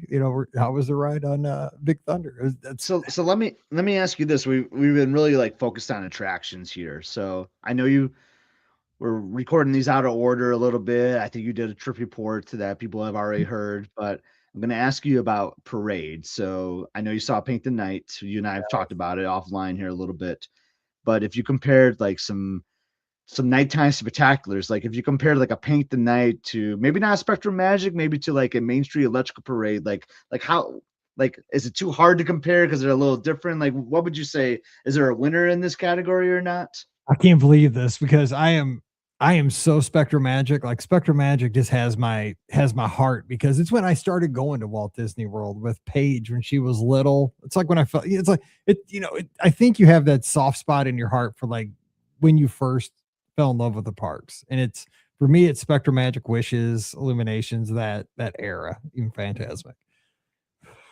I texted you that night because you'd always told me like you guys see Paint the Night, man. It's cool. So I'll tell you real quick. I'll tell you my story because I don't know if I told it on that podcast or not, but I was solo. I wasn't with any of the lizards or anything that night because it was showing on a Friday night and a Sunday night when I was there, 2 nights, and I wanted to see it both because you told me it was good. So the Friday night, of course, I had to run Saturday the 10K. I'd run the 5K that morning, and I was like, I'm going to see it, but. And I mean, people out there, they take their parades seriously. Oh, yeah, they do. On a Friday night at Disneyland, it was a nut house. I mean, it was crazy. There was so many. The thing was, the lines weren't long for the rides, but starting at like 4:00, people started like lining up for the parade. It was I mean, but I loved it. There was such an energy in the park. It was great. So anyway, the parade was like 8:45 or something. So I'm like, okay, what am I going to do? And I know don't come at me. Don't send me emails, but here's my plan. So, all 5 nights I did this all 5 nights. I mobile ordered Gibson Girl as I left Disneyland and got my 2-scooper ice cream of my chocolate chip cookie dough and Rocky Road. So I was like, okay, how can I do this? I don't want to be in the, and the good news, you don't have to wait for a bus or anything like that, like you do at the Magic Kingdom, because you just walk out of the park and hang a left and walk to your hotel. It's great. That's awesome compared to World. But I was like, where am I going to watch it from? I really want to see it on Main Street. So I was like, okay, I'm going to walk by Gibson Girl and scope out. Cause you got to, you got to keep moving on the one side of the rope. They'll yell at you. But if you go on the other side of the rope, then you got to stand. Right. And so I walked past Gibson Girl and there was these 2 moms with 2 strollers, but there was a little space between the 2 strollers and like a tree, like a little tree in front of Gibson Girl. And so I went up to the 2 moms and I said, excuse me, is there any space there between those 2 strollers? I was like, it's just me. I'm by myself. I was like, I won't cause any trouble. Oh, no, come on in. So I got in there. Hey, you were polite about it though. You didn't like sneak up though. Dude, no. It wasn't like, it was probably like 8:00. I was probably waited like 30 minutes, 45 minutes before but we got to be like all friends. We got to talk about like where we're from. And they were big fans too. And we got, how excited I was for but to get the long story short, man, that parade is awesome. Like, so dude, it's better than Spectral Magic and Main Street Electrical Parade. I mean, it starts off with like a nod to Main Street Electrical Parade and the music, how it starts, and then it's got like the balls from Spectral Magic at the end, stunning, and the visuals, and I love that Wreck-It Ralph song that kind of carries through the whole thing. Oh, dude, it's so good. I'd watch it every night if I could. It's that good. It's amazing, dude. I loved it. I loved it. I had to text you. I was like, so good. I texted you. I know it was like, and it's long. It's a super long parade. It's so good. And I think I just killed Scott. You did. You're back. You're back. Okay. I was just saying, it's so good that I even texted you, and it was probably 11:30 at night, your time. Yeah. But I was all for it. So you said at the top though, you're kind of like, oh, the most recent thing that I did, is like always like my favorite thing. So like if if I talk to the new CEO, Josh D'Amaro, and he's like hooked it up and said, all right, I'm gonna have Spectral Magic ready to go at your next Walt Disney World vacation, and he played and he had Spectral Magic for you. I don't know, would your tune change, do you think? Maybe I'd be happy with that because again, I think we agree on this. I'm fine with different things on different coasts. So I would love to have, when I go to Walt Disney World, Spectral Magic, a little dose of nostalgia there, and then this stunningly cool Paint the Night when I go to Disneyland. Because I think doesn't it bum you out, the Spectral Magic? I mean, doesn't it bum you out that Paint the Night's like gonna go away again? Like, why? Because like, and you know how I got to see it at first was like during the 5K, we come around a corner backstage in that Mack truck, Mack from the big 18-wheeler. He's like, boom, lit up like like a photo op, and I was like, oh. because I mean, you've seen the pictures of it online, right? I mean, it looks good in pictures, but man, when I saw it going around, and I was, I'm trying to get a PR, dude. So Marco's running next to me, dude. I'm not stopping, so I'm just like hauling, and I saw the thing, dude. I was like, oh, but I couldn't stop. And I'm thinking, I got to see this parade for real now because that thing is way better than I even thought it would look. So yeah, but yeah, I mean, the whole parade's there. Why not show it every night? It's so like it has to be one of the best things Disney's made. Come on now, it's so good. So The good. music's so good. Oh, I love. But yeah, you're right. And it's like 11 years old. Like, but I mean, they haven't been running it for 11 years, obviously. But like, man, it's just so good. But here's another thing we talked about too. Just how it's a different experience at Disneyland because of how like your situation is getting to and from the parks. And it's, I don't know if it's like, because we talk about like better or worse, right? That's kind of how we were comparing things today, but it's different because I mean, it's fun to ride a monorail. It's fun to ride the Skyliner. It's fun. We talk about riding the boats, the Sassagoula River, the friendship taxis, all that stuff is a part of the whole Walt Disney World experience. It's the essence of a Walt Disney World vacation. Yet I was so scared to go to Disneyland because I'm like, it's two parks. You're in Anaheim. You see the Denny's, you see the IHOP, you got the guy with the parrot on the corner when you're staying in a Good Neighbor hotel. It's weird at first, but like, I think I've gotten past that. You know what I'm saying? Because it's a trade-off that I can walk right out of the park. I got my Gibson Girl double scoop ice cream in my hand. I'm eating it while I'm walking down Harbor, whatever street that is. I can't remember what it is.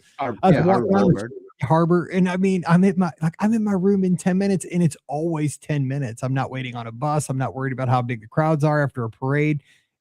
I'm, Shoe Leather Express and bam, I'm at my hotel every time in 10 minutes. It does not matter. And it's beautiful. And like when I want to rope drop the park, I know how long it's going to be to get there. The only thing I worry about is the line for security, which is now that's worse at Disneyland. That's pretty bad. Worse. That's terrible.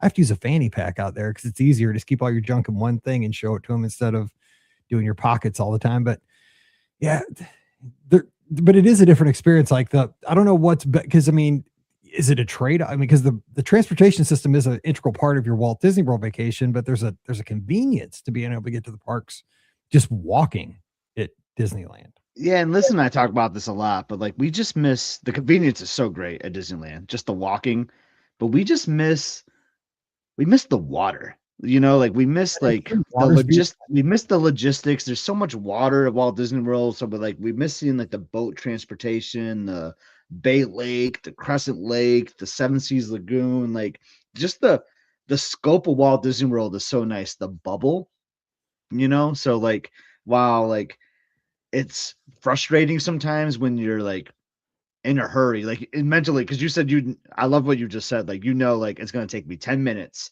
to get to my hotel. It's gonna take me 10 minutes to walk to the hotel to get the security and all that. Where you're leaving Magic Kingdom, you don't know if it's gonna take you 20 minutes, 40 minutes, 60 minutes. And that's hard to plan for a lot of times, so you're thinking like, well, my dinner reservation is at 7:30. So you're doing all this like backwards math where like, you don't have to do that as much at Disneyland, but you kind of like that a little bit at Walt Disney World. Like you like having to like go back to your room and like change an outfit, go swimming a little bit and going to another resort because you only have like the 3 resort hotels, at Disneyland. Like it's fun, like resort hopping and seeing all those things. So like I miss that a lot when I'm at Disneyland. And I think you miss it a lot too, like a little to a certain extent. I do miss it, but I will say this, that, because I didn't go out there till 22 because I was really thinking that you are like in the city. Like I really thought of it as like Six Flags in Eureka, Missouri, how our Six Flags is. And it just sits right off Interstate 44 next to the Phillips 66. Right. And I will say, maybe I've mentally tried to train my brain this way. Speaking of the bubble, because I think I'm totally a bubble person. Like when I go to Walt Disney World, I get in an Uber. I don't even rent a car. I get in an Uber at the airport. They drop me off and I never leave property until the Uber picks me up and takes me right back to the airport. That's how I go every time to Walt Disney World now. And I do the same for Disneyland. Like I go to whatever airport, get in an Uber, go to my hotel.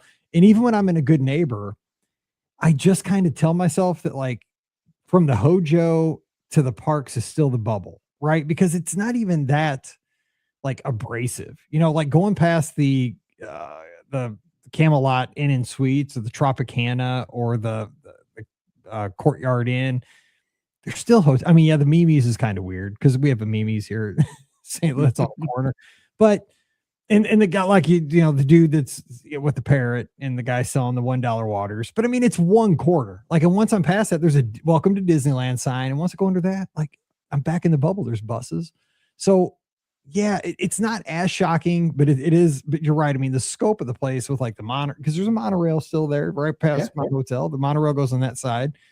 But you're right. The water, the beauty of, you know, going down the Sassagoula, you don't get that. But I just don't think people are there as long typically. Like you don't have a lot of people going to Disneyland for like 5 days. Usually it's like like 2 or 3.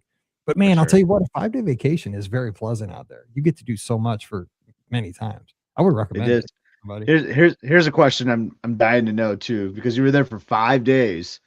Did you even go to downtown Disney? Did you even do anything down there? I just walked because I had to go to the expo, so I walked through it a couple times. Oh yeah, so you went to the Disneyland Hotel, yeah. I went to the Disneyland Hotel a couple times because I went there for the expo, then I went back another time to try to get my corral changed, and the lady would not have it. Even though she changed it for other people on the team, she would not change it for me. I was like, look, I know you're changing people's corrals. She's like, can you show me proof in a race that you've run under a 7-minute mile? I'm like, lady, I am 52 years old. I have not run under 7 minutes. Are you kidding me? Then you're not changing your corral. I'm like, but I know people that are in A that have not run under a 7-minute mile either. She's like, well, it's an honor system. So you're telling me I can't change because I told the truth? Basically. I'm like, oh, you're kidding me. Wow. I walked out of there. No, I did go through. That's the thing. I think Disney Springs is a lot better than their their downtown Disney. I mean, it's gotten better though, I say, over the years for sure, but it's getting better because they took down that Earl Sandwich. They're building something big there. They got a Lululemon now where it's a big Lululemon where that ESPN used to be down at that Inn by Disneyland Hotel. And they got that new like dim sum restaurant down there. It's getting nicer. I think it's proportionally nice, you know. So that's what I've always kind of liked about it. Yeah, like where Disney Springs, you can get lost because it's like these little like pockets all over the place, but downtown Disney is just like one like straight line, kind of like it's kind of easy to like follow a little bit, but it's really got anything you need. It's got, you know, some quick counter service food like Earl Sandwich. It's got some nice sit down restaurants. It's got like a confectionery type place. It's got a little sporting store. It's got some home goods. When you think about it, it's got ice cream like Salt and Straw. It's got that. What's that other place? That crazy shake place that you and I went to. Yeah, the burger and shake place. Yeah, I mean, it does have I was thinking about that when I was walking through. It's got like my daughter and wife love that Curl Surf Shop that has like the sweatshirts that say California. It's got Starbucks in the world of Disney. I mean, I was thinking about that as I was walking through it. It's got the Lego store. It's Splitsville. It's got a really, really good mix. Like there's really a decent mix of what they have. You know, there's like, I think you can really find something for everybody in there. They don't have a lot of dupes. Yeah, it's good stuff. Now we have about 5 minutes left. So anything else you want to bring? The train, what do you think about the train out? The train probably just better at Disneyland just for the historical. For sure. Actually, I was going to bring that up kind of when we were talking about attractions, but yeah, I mean, that's Walt's train. It is. Like, like you can't, that's untouchable, you know? And that's kind of like where I was going at earlier with some of these older attractions. Like Walt had a hand in a lot of these things. You know, we didn't talk about the Tiki Room too. Like I love that Tiki Room out in Disneyland. Oh, but everybody's sitting there eating a Dole Whip in it. You know, I know. It's so good. Speaking of Walt, though, I got to tell you, because you're getting ready to go out there, you have got to do the Walt presentation in the Opera House. Okay, I'll be honest, dude, I was choked up. Man, some people were dogging on it at first, like, oh, dude, blah blah blah. Dude, no, because for like I'd say 75% of it's a film, kind of like they showed a One Man's Dream of Walt's, Walt's story, how they did at the end of One Man's Dream. But then like the screen comes up and boom, there's Walt. And like I had never heard this story that he tells, and I'm not going to spoil it, but it's like a good blue collar story. And I was like, oh man.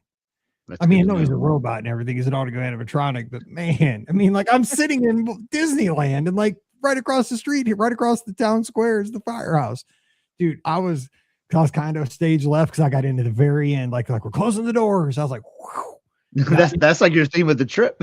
Yeah, exactly. But I was just like, dude, I put on my sunglasses real quick right after I left the theater, dude, because I'll be honest, man, I was tearing up. I was like, this is good. This is the good stuff, man. We're at Disneyland. And, whew, it's good. I mean, it was great. So One thing though too, like this is like a weird not it's not an attraction, it's not a parade or anything. It's just kind of how the structure I call it infrastructure almost. Like I just love that there's so many park benches in Disneyland. There are so many we were places talking to about sit. that exact thing. We were talking about that exact thing many times. It's a place to sit, relax. Yeah, It's a place it's to go. to me it's a and like a because this is like Walt wanted, right? It's an actual like park to me. Like I Mhm. see it like, and I try to do that with Magic Kingdom. Like I always like because we go so much. Like I see that at Walt Disney World. Like I see those as my parks, like my local parks. Even though I'm not local, I go there. I pick up trash when I see it and stuff. Like it's my park. I want to take care of it. But like I really feel that when I'm at Disneyland. Like I just feel like this is my park. Where am I gonna go today? I'm gonna sit on this bench here, and do this. Like it just feels like your park for the day, and I'm gonna sit on this bench and just watch guests. I just love that feel of it. And we really noticed that on like I mentioned, that Friday night. I mean, and I got to tell you one other thing. You got to get one of those baked potatoes back at it's called the Troubadour or something back in that Okay. corner by Small Oh yeah, World, yeah, back yeah. at Mhm. Newtown. Because Sean had one when I was there, dude. I had that thing from Edelweiss Snacks that I like so much, the brat that's inside the garlic cheese bread. I think rocks. Man. But he got that baked potato and it had like burnt ends on it on top with an onion ring on top of that. Oh, dude, he got the right thing. I mean, those things. Oh, you got. I mean, a baked potato with that kind of stuff on top of it in a theme park. Like that's where Disneyland rocks. Like that kind of food. Are you kidding me? It's They so do good. have like some unique snacks. Like I think the food is better at Walt Disney World. Like that's another thing where I probably like am in the minority a little bit on, but I do think they come up with some more like unique or like clever like snack like unique options. Like, and I think you agree with that too. Like your baked potato with burnt ends. Like I feel like you're not seeing that at Walt Disney World, and I think the reason for that is because it's more touristy. Like more like families go there, so they're not going to take as many chances.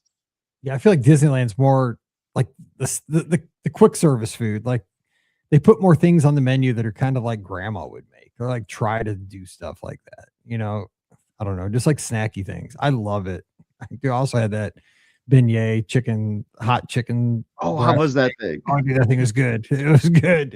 Yeah, just And saying, you just had your red velvet Mickey waffle. yeah. So that Mickey waffle had I didn't know it had caramel on the inside, but it did, and it had some kind of cream. I don't know if that was limited time for the Lunar New Year because it was red and yellow, but if it's still there, dude, get it. It's at Schmoozies.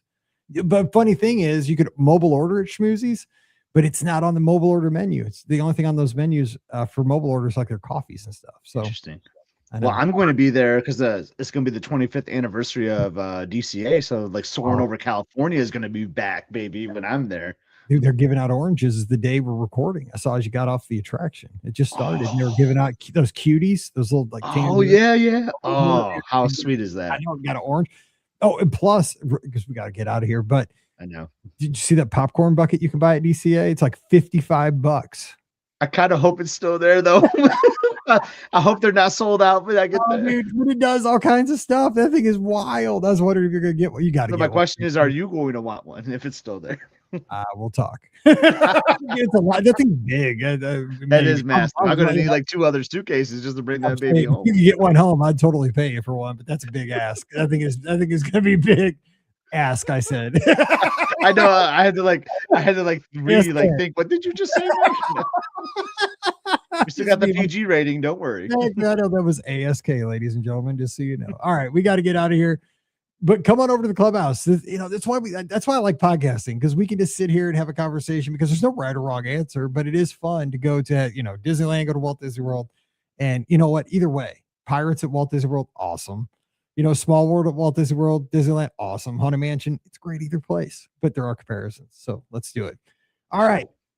The place to do that's Clubhouse. Come on over to beourguestpodcast.com/clubhouse, free for everybody, and we'll have a great time hanging out. I'm going to have a lot of time to hang out with you this week. So come on over, keep me company. Again, beourguestpodcast.com/clubhouse. And don't forget, We'd love to help you plan your next Disney vacation, whether you're going to Disneyland, Walt Disney World, Disney Cruise Line. Just swing by the website over at themagicforless.com. We'll help you plan that trip. No additional cost to you. Again, over at themagicforless.com. Just let them know you heard about them here on the show. Please use our Amazon affiliate link when you shop online. That one extra click supports us throughout the year. beourguestpodcast.com/Amazon. And thank you so very much to our Patreon supporters. You're the folks who keep us on the air, so I can't thank you enough for that. You can support us just $5 a month. And for that support, get that bonus show called Mike in the Midwest. So come over this week. We'd love to have you. Patreon.com/beourguestpodcast. You can keep up with me on the socials at beourguestmike. That's on Instagram, x.com, and Threads. You can follow Scott at Epscott, EPSCOT in those places. But the place you got to be this weekend, it's Must See Adventures over on YouTube. Scott, what's happening on the channel this weekend? I know we're a little bit ahead, but what's up? We're a little bit ahead, but we're going back in time. We're going to hopefully be on the Disney Magic by now, on the Be Our Guest podcast cruise from last year. The beautiful Disney Magic. Can't wait to show off that cruise. Mike, you finally have made your debut now on Must See Adventures. So we're having lots of fun just cruising with our friends from last year. So go check it out on Must See Adventures. Like and subscribe. Must See Adventures this weekend. And well, you'll see why I do podcasts rather than vlogs. No, you're a natural. I will say one thing. The episodes are probably going to be shorter now. Like it's just a weird thing. I was talking about this with Liz. Like when we're with like our friends and stuff, like we just don't record as much because it's kind of weird, like recording around like our friends, because I don't see you as much, like in real life, so like it's not like I want to talk to my camera when I'm like with you, I want to talk to you. So it's just kind of weird to do sometimes. So the episodes are probably going to be a little bit shorter now, but that's okay. They're going to be good. Short episodes are always good, even though we always go too long on this show. I always try to go 30 minutes and we never do. So I totally get it. All right. So we'll be back again on Monday with a great trip report. We're trying to keep you right on schedule with our podcast, doing the best we can. So thanks for hanging with us. We always appreciate the time you spend with us. It means more than you know. So for Scott, I'm Mike, wishing you a great weekend. Whatever you do, stay safe, stay healthy, and we'll see you real soon. Good stuff. That was a good, man. That was fun. That was fun. Sorry, I had like a little internet glitch there. No, I was talking up like he's not. I was like, is he okay or is his internet down? I was like, no, I'm sorry about that. I kept going. I just kept talking. I knew you'd come back. I was like, if I just keep talking, he'll come back. He'll come back, and then boom, you're back. But it was like longer than normal. I don't know what was happening. I felt really bad. Like, I do not want to edit that out. I know. I felt bad. Like I don't want to create more work. It's all I'm not editing. It's all good. Sweet. We're good. I can't believe like these shirts. This is funny, dude. Because we did a compare to Walt Disney World versus Disneyland. I know the whole thing is perfect. Like I'm voting for Disneyland and I'm voting for Walt Disney. And both are awesome. Oh man, that's good stuff. Hey, I appreciate you doing this on a Friday night. Oh yeah, absolutely. This is good. You need to go eat. I feel so good. Oh yeah, I think I don't know. Like I saw Liz texting her mom back and forth about dinner. I think they offered to go out to dinner with us, but Liz is like, no, I think Scott and I are just gonna pick up a pizza. Looks like is what we're doing. So there we go. Style. But I told you Emily was going to a hockey game, and I just looked it up. They're playing Michigan State. No way. Yeah, so I might have to put the game on tonight and see if I can see Emily like in the crowd. Nice. How much do they draw for those games? A lot, because they're good. Yeah, I mean, yeah. Michigan and Michigan State are like both like top 3 teams in the country right now. Yeah. Yeah. Mm-hmm. Will they fill up like 10,000 or something? Yeah. Oh, yeah. Let's see how big. I'm dying to use this thing. I don't even know. So when I go to the airport, I just show this to them. Yeah, like well, if you're like traveling internationally, you'll have to do it like baggage check too. Like so, okay, like when I go to Florida or Disneyland, I'll just show this instead of my license. You could, yeah, at TSA, yeah, you could too, yeah. Okay, cool. I'll do that next. So that's what I do now because I don't have a real ID like for my driver's license. What? So I have that. Yeah. So I don't have a real ID, so I've been using my passport instead. So mine's good till 2036. But I love this thing. So at Detroit, because Detroit's a big Delta hub. I think Detroit and Atlanta might be the only airports that do this, but like I have a digital ID in Detroit for Delta. So I don't even have to like get my license or my passport out. I just walk up and they just scan my face and then boom, I'm good to go for TSA. It's so awesome. Oh, well, I gotta show my license though, because they take my picture. Yeah, But yeah. A lot of places take your picture, but like I don't even have to get my license out. So I It's- have like everything in my bag already. Like I don't have to get my wallet, my phone out, or anything. It's just like boom, they show my face and like boom, I'm good to go. It's like a separate line for like this digital ID. It's kind of cool. God, I need that. Yeah, I gotta step up, man. I gotta get to the next But level. I think that's only like, at a couple of airports, I think, because it's like a Delta. So I think it's like Atlanta and Detroit or something. Well, now I could But do that Detroit marathon thing. yeah, oh my God, yes. I You could can get into Canada. the line. Yeah, I could do. That's the first thing I thought when I got this. I could do that Dude, Detroit race. that was like a Run Disney like registration. Like it sold out like in like 2 days this year or something like crazy. Yeah, next time. Yeah. I just So gotta we'll get it. We'll get it. I gotta We'll go to get it. Canada or something. You won't leave the country these days. Oh, that's Oh my funny. gosh. Well, this All is right, fun. I appreciate it, man. I'll talk to Yeah. you Monday. We're not And recording Sunday, Super Bowl, I yeah, guess, we're right? gonna do Sunday because I think we're going to Sandy and Andy's. Oh, okay. All right. But Sounds good. yeah, But Monday. you need me on Monday, right? Yeah, Monday be good. We'll be with Ricky, I think. Okay, sounds good. All So right. tell Well, I'm Liz sure I I'll text you appreciate- or something this weekend. Yeah, we'll talk. But tell Liz I appreciate it because I know she had to wait. So I'm Oh sorry. no, she's all good. She's just probably watching. She's watching this like show like with Billy Bob Thornton or something on Amazon or like I forget what it's even called. The So Olympics she's are on fine. today. You Oh, gotta watch are the Olympics on? well, this opening. I watched it. This Oh, opening afternoon. ceremony is tonight. That's right. It's Yeah. weird, dude. But I mean, I don't know. They're always weird. The opening ceremonies. Yeah. Yeah. Oh yeah. Maybe we'll watch that. We'll grab a pizza, watch some Olympics tonight. That'd be good. Yeah, it's just now starting right now. Awesome. All right. Cool. All right. I'll Good see shows. you, brother. Yeah. We'll Thank you. talk to you later. All right. See you. All right. See you. Bye. See you, everybody. Have a good one. We'll be back on Monday.